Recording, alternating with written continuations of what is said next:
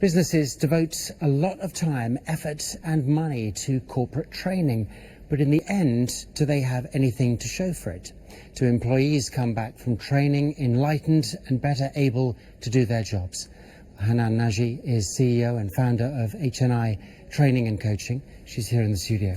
Hanan, great to have you with us. Thank you. What proof is there that training, in business actually does produce, strength in a company? Training is an investment, like any other investment businesses make. It has to be done right, and when it's done right, you can see the proof easily.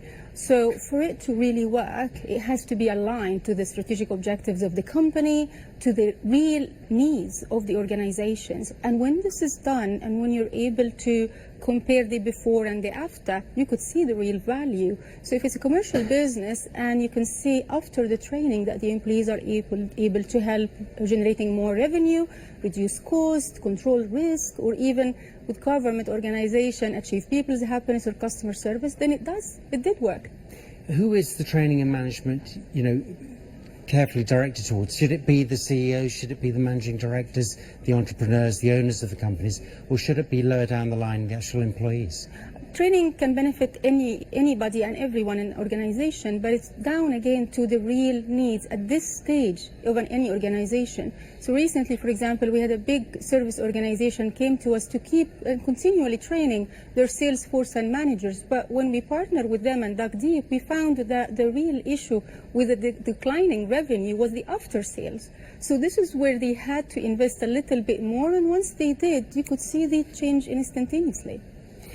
What skills are you finding are most in demand with training like yours? Well, the classics like coaching for business managers, emotional intelligence has replaced the traditional communication skills, have and still in demand. However, recently we have found that innovation skills and people's happiness have become more in demand, I believe, because of the initiatives in the UAE and people trying to understand how does that help us increase productivity, increase revenue, reduce cost, which is really, it's interesting. How have your training methods actually evolved? Because obviously, the technology in these companies is changing so rapidly. Oh, yeah. How are you as a trainer keeping up with that?